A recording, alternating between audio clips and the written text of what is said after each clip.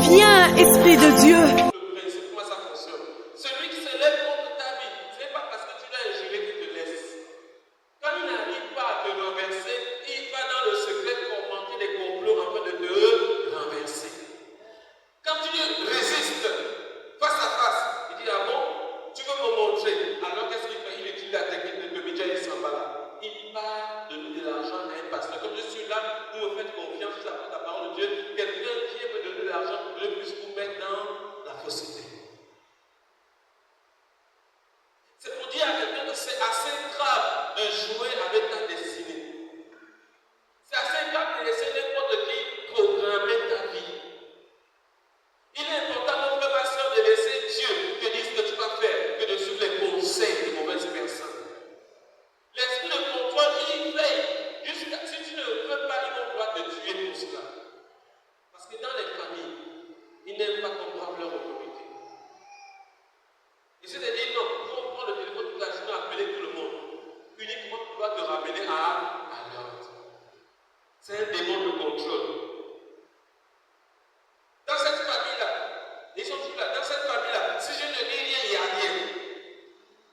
Il faut renverser ce démon-là au nom de Jésus.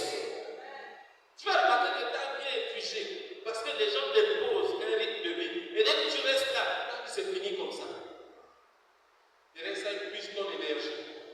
Ta grâce épuise ça. Parce que tu as accepté.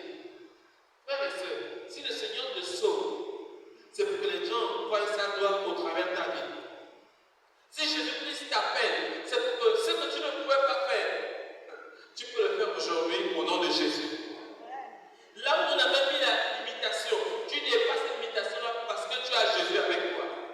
Mais si tu te soumets à l'esprit de contrôle, alors il contrôle ta vie.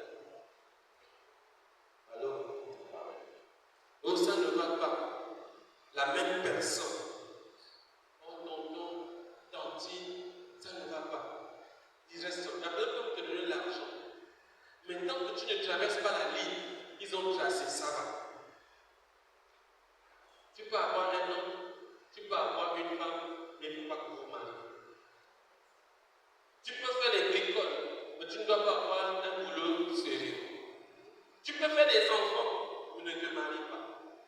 Tu peux avoir des autres, tu peux faire la prostitution partout, ne deviens jamais sérieuse. Alors, tu peux faire du commerce, tu peux travailler, mais ne dépasse jamais tel niveau. Pourquoi? Tel niveau c'est réservé pour d'autres personnes. Et l'esprit de contrôle t'empêche à réussir. Tu t'es posé mille et une questions. Et pourtant, dans tel domaine, je suis bien. Pourquoi je n'arrive pas à accéder à ça? Je commence bien à acheter 2 briques. J'ai la volonté de construire ma maison. Pourquoi je n'arrive jamais à 10 briques? Dès que j'arrive à la 3e brique, il y a les problèmes.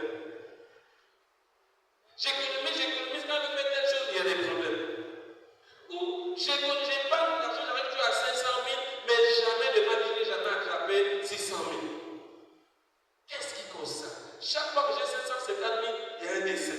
Chaque fois que j'ai 575 000, il y a un problème. Et quand le problème vient, ça bouffe tout. Alors, l'esprit de contrôle, il t'empêche d'exécuter le plan de Dieu. Ici, Néhémie était choisi par Dieu pour exécuter son plan en ce temps-là. Il devait rebâtir les murailles de Jérusalem. Toi, tu es choisi dans ta famille pour faire quelque chose de merveilleux.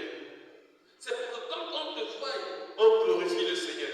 Mais quand le Seigneur te choisit, l'ennemi de ta vie se lève contre toi. C'est pour ça que vous pouvez voir les enfants brillants. Ils partent à l'école.